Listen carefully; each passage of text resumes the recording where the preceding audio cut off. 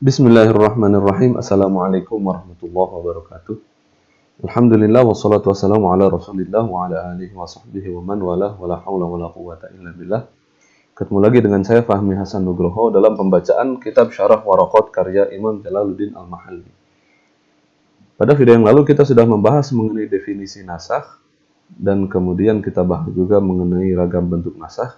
Yang sekarang kita akan bahas mengenai ragam bentuk nasakh yang lain atau klasifikasi atau pembagian atau jenis-jenis nasakh. Kita langsung saja membahas qala al-mu'allif rahimahullahu taala nafa'anallahu bi'ulumihi fid dharain amin. Wa yanqasimun naskhu, dan nasakh itu terbagi menjadi ila badalin wa ghairi badalin, kepada dua jenis. Yang pertama badal, nasakh yang ada gantinya, wa ila ghairi badalin, dan nasakh yang tidak ada gantinya. Al-awwalu, yang pertama nasakh yang ada gantinya itu kama huwa fi naskhi istiqbali baitil maqdisi, seperti nasakh, ini bukan ha tapi kha, seperti nasakh menghadap Baitul Maqdis dalam sholat, bistiqbalil ka'bati, diganti dengan menghadap ke Ka'bah. Wasayati, dan itu akan ada penjelasannya. Wasani, sedangkan yang kedua, yang ghairi badal ini, nah al-awwal tadi yang ini, terus asani yang ghairi badal ini, kama fi naskhi qawlihi ta'ala, seperti nasakh terhadap firman Allah Subhanahu wa taala, ya ayyuhalladzina amanu idza najaitumur rasula, jika kalian memanggil Rasulullah sallallahu alaihi wasallam, faqaddimu baina yaday najwaakum shadaqah, maka berikanlah sebelum kalian munajat itu, kalian datang kepada Rasul itu harus memberikan sedekah itu. Ini hukumnya kemudian dinasakh dan tidak digantikan dengan yang lain. Itu. Nah, lalu kemudian ada juga yang badal ini digantikan dengan ila ma huwa aghlazu, digantikan dengan hukum yang lebih aghlaz, yang lebih berat. Contohnya kanaskhi takhyir baina shaumi Ramadan wal fidyah,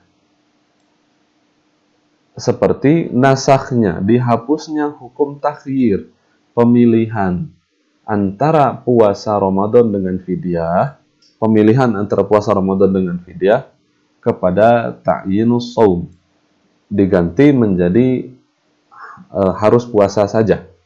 Itu adalah firman Allah Subhanahu wa taala, wa 'alal ladzina yutiqunahu fidyatun ta'amu miskin, terus ila qouli faman syahida minkum syahra falyasum, gitu. Jadi awalnya yang nggak bisa puasa diberikan pilihan antara puasa Ramadan, antara qada puasa Ramadan atau membayar fidyah. Lalu kemudian di sini ditakyin menjadi harus membayar puasa Ramadannya. Itu. Lalu kemudian pembagian yang lain, ilama huwa aghlaz, yaitu yang lebih berat. Terus kemudian yang di sini wa ilama huwa akhaffu, dan ini digantikan dengan yang lebih ringan. Contohnya kanaskhi qawlihi ta'ala, sebagaimana dihapusnya perfirman Allah Subhanahu wa taala, iyyakum minkum 'ishruna sabiruna yaghlibu mi'atain. Ini dalam peperangan. Allah berfirman, iyyakum minkum 'ishruna sabirun, jika di antara kalian ada 20 orang yang sabar itu, yaghlibu mi'atain, maka mereka akan mengalahkan 200 orang. Di sini berarti ada 1:100. 1:10. 20 bisa mengalahkan 200. Berarti satu orang mengalahkan 10 orang. Lalu kemudian itu dinasakh dengan firman Allah Ta'ala, fa in takun minkum mi'atun sabiratu yaghlibu mi'atain. Jika di antara kalian ada 100 orang yang sabar, yaghlibu mi'atain, akan mengalahkan 200. Berarti yang tadinya 1:10, di sini 1:2. Satu orang harus membunuh paling tidak 2 orang. Kalau tadi satu orang membunuhnya 10 orang, sekarang satu orang membunuhnya dua orang. Gitu. Jadi itulah nasakh dengan pengganti, apakah diganti atau tidak, yang diganti itu kadang-kadang sama atau kadang-kadang bisa lebih berat atau bisa lebih ringan. Nah, lalu kemudian kita masuk kepada otoritas dalam menasakh. Siapa yang bisa menasakh? Apa yang bisa menasakh apa gitu. Beliau berkata, wa yajuzu naskhul kitabi bil kitabi. Boleh menasakh Alkitab dengan Alkitab. Kama taqaddama fi ayatil iddah wa ayatil musawwarah. Ya, sebagaimana yang sudah dijelaskan tentang ayat iddah. Ayat iddah yang mana tadi? Yang ini, ayat iddah. Walladzina yatawaffawna minkum wa yadharuna azwajan wasiyatan li azwajihim mata'an ila haula ghairu ikhraj, dan juga yatarabbasna bi anfusihinna arba'ata asyhur wa asyra. Ini kan ayat Al-Qur'an dan juga ini ayat Al-Qur'an. Jadi itu naskhul kitab bil kitab. Lalu kemudian wa ayatil musawwarah, dan dua ayat tentang musawwarah yang ini yang baru tadi kita baca. Iyyakum minkum 'ishruna sabiruna yaghlibu mi'atain, itu Al-Qur'an. Fa in takun minkum mi'atun sabiratu yaghlibu mi'atain, itu juga Al-Qur'an. Itu. Jadi itu masuk dalam naskhul kitab bil kitab. Penghapusan Alkitab dengan Alkitab. Lalu kemudian ada juga wa naskhus sunnati bil kitab. Dan boleh juga menasakh sunnah dengan Alkitab. Kama taqaddama fi naskhi istiqbal li Baitil Maqdis as-sabita bis sunnah al-fi'liyah. Sebagaimana yang sudah dibahas, kama taqaddam, sebagaimana yang sudah dibahas sebelumnya, fi naskhi istiqbalil Baitil Maqdis. Ketika menasakh istiqbal, menasakh menghadap Baitul Maqdis dalam sholat, yang mana itu as-sabita bis sunnah al-fi'liyah, yang ditentukan oleh sunnah fi'liyah dari Rasulullah SAW. Kama fi hadis sahihain, sebagaimana yang diriwayatkan di dalam sahihain. Biqaulihi ta'ala, sunnah tersebut dinasakh dengan firman Allah Subhanahu wa taala dalam surat Al-Baqarah, "Fawalli wajhaka syatrul masjidil haram." Hadapkanlah wajah kamu syatrul masjidil haram, ke arah Masjidil Haram. Tuh. Jadi ini adalah bentuk kedua, yaitu naskhul sunnati bil kitab. Yang ketiga, wa bisunnah ay wa yajuzu naskhus sunnati bis sunnati. Boleh menasakh sunnah dengan sunnah yang lain. Nahwu hadisi Muslimin, seperti hadis dari Imam Muslim, bahwasanya Rasulullah SAW bersabda, "Kuntu nahaitukum an ziyaratil quburi fazuruha."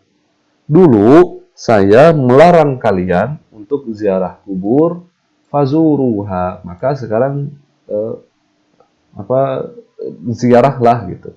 Jadi di situ ada dua hukum yang dulu Rasulullah SAW melarang, dan itu larangannya adalah melalui khitab. Yang kedua, Rasul membolehkan, dan bolehnya itu juga menggunakan khitab, yaitu fazuruha. Nah, ini masuk ke dalam nasakh gitu. Nah, titik sampai di sini. Imam Haramain Al-Juwaini hanya menyebutkan 3 jenis ini saja. Alkitab dinasakh dengan kitab, sunnah dinasakh dengan kitab, dan sunnah dinasakh dengan sunnah. Tapi beliau tidak menyebutkan Alkitab yang dinasakh dengan sunnah gitu. Wasakata an naskhil kitabi bis sunnati. Nah, Imam Haramain Al-Juwaini yang menuliskan buku Al-Waraqat ini diam atau tidak menjelaskan mengenai hukum nasakh kitab dengan sunnah, Al-Quran yang dinasakh dengan sunnah. Wa qad qila bi jawazihi. Ada yang menyatakan sunnah kitab itu boleh dinasakh dengan sunnah. Misla wa massala lahu biqaulihi, dan diberikan contoh dengan firman Allah Subhanahu wa taala, kutiba alaikum idza hadara ahadukumul maut in taraka khairanil wasiyatu lil walidaini wal aqrabin. Ini adalah ayat tentang wasiat. Kutiba alaikum, diwajibkan kepada kalian, idza hadara ahadukumul maut, jika kalian dihadapkan dengan kematian, in taraka khairan, dan dia memiliki harta yang tersisa, al wasiyatu lil walidaini wal aqrabin, hendaklah dia memberikan wasiat kepada kedua orang tua dan juga kepada akrabin, kepada para kerabat. Itu dinasakh dengan hadis yang diriwayatkan oleh Imam Tirmidzi dan yang lainnya, la wasiyata liwarithin, tidak ada wasiat bagi orang yang ahli waris. Berarti di sini kan ada walidain. Walidain itu termasuk ahli waris, sehingga di sini hukumnya harus memberikan wasiat bagi orang tua, tapi karena sama Rasul dibilang ahli waris nggak boleh dapat wasiat, berarti orang tua di sini hukumnya dihapuskan dengan hadis ini. Gitu. Tapi itu dikritik. Waktu ridho, dan itu dikritik. Bi'annahu, bahwasannya hadis ini adalah khobarun wahidun. Dia adalah khobar ahad, bukan khobar mutawatir. Nah, wasayati, dan akan datang penjelasan di bawah nanti, annahu la yunsakhul mutawatiru bil ahadi. Yang mutawatir itu tidak bisa dinasakh dengan yang ahad. Wa fi nuskhatin, dan di dalam nuskhoh yang lain, di manuskrip yang lain dinyatakan wala yajuzu naskhul kitabi bis sunnati. Ternyata di dalam nasakh di dalam nuskhoh yang lain dari kitab Waraqat ini ternyata ada penulisan la yajuzu naskhul kitabi bis sunnah, tidak boleh menghapus Alkitab dengan as-sunnah. Ai bi khilafi takhsisihi. Itu berbeda dengan mentaksis Alkitab dengan sunnah. Kalau taksis itu biha kama taqaddam, sebagaimana yang sudah dibahas pada video-video yang lalu. Li'anna takhsis, karena taksis itu ahwanu minan nasakh. Karena taksis itu lebih ringan daripada nasakh. Kalau taksis itu kan hanya menghilangkan sebagian dari hukum. Kalau nasakh itu kan menghilangkan hukumnya. Maka taksis itu lebih ringan daripada nasakh. Sehingga taksis itu boleh. Mentaksis Alkitab dengan as-sunnah itu boleh. Tapi menasakh Alkitab dengan as-sunnah itu dilarang. Gitu. Karena kan Rasulullah SAW itu dikirim oleh Allah Subhanahu Wa Taala untuk menyampaikan Al-Quran, untuk menyampaikan hukum Allah. Kok bisa beliau menggugurkan hukum Allah? Gitu. Nah, lalu kemudian di sini kita membahas detail tentang yang tadi. Wa yajuzu naskhul mutawatiri bil mutawatir. Boleh menasakh yang mutawatir dengan yang mutawatir lagi. Ya, seperti tadi, ayat Al-Qur'an dengan ayat Al-Qur'an, atau hadis mutawatir dengan hadis mutawatir, atau Al-Qur'an dengan hadis mutawatir kalau itu ada. Lalu kemudian wa naskhul ahadi bil ahadi, dan juga boleh menghapuskan atau menasakh hadis yang ahad dengan yang ahad. Wabil mutawatiri, dan juga boleh menghapus yang ahad dengan yang mutawatir. Tapi wala yajuzu naskhul mutawatir bil ahad. Tapi tidak boleh menghapuskan yang mutawatir kal Qur'ani, sebagaimana Al-Qur'an, bil ahadi dengan hadis ahad. Kenapa? Li'annahu dunahu fil quwwah. Karena hadis ahad itu kekuatannya itu dunahu, berada di bawahnya. Karena hadis ahad itu berada di bawahnya dalam kekuatannya. Jadi kekuatannya lebih rendah daripada yang mutawatir. Tapi beliau mengkritik lagi warrojihu, tapi pendapat yang rojih menurut Imam Jalaluddin Al-Mahalli itu adalah jawazu dzalika, boleh menasakh yang mutawatir dengan yang ahad. Kenapa? Li'anna mahallan naskhi, karena objek yang dinasakh itu adalah wal hukmu, adalah hukumnya, bukan ayatnya. Wad dilalatu alaihi bil mutawatir zonniyatun kal ahad. Dan petunjuk terhadap hukum di dalam yang mutawatir juga kadang-kadang zonni, sama dengan ahad. Dari sini kita bisa memahami bahwasannya ada 4 tingkatan dalil. Kalau teman-teman sudah ingat apa yang pernah saya jelaskan dulu di video-video yang lalu, di perkuliahan pada tahun lalu. Tingkatan pertama adalah yang qat'i wurud, tapi qat'i dilalah. qat'i wurud itu Al-Quran dan hadis mutawatir. Qat'i dilalah itu adalah ketika dilalahnya pasti, tidak multitafsir. Nah, ini Al-Quran dan hadis mutawatir yang pasti dan tidak menimbulkan multitafsir. Sedangkan yang kedua adalah qat'i subut tapi zonni dilalah. Dia qat'i subut, dia pasti datang dari Allah atau datang dari Rasul, dia Al-Quran atau hadis mutawatir, tapi dia zonni dilalah. Maksudnya itu multitafsir, menimbulkan perbedaan penafsiran.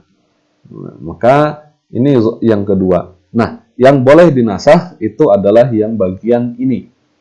Al-Quran yang dilalahnya zonni. Gitu.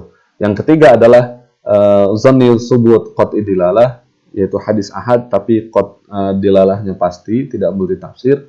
Yang keempat adalah zonni subut dan zonni dilalah, dia hadis ahad tapi dia juga multitafsir.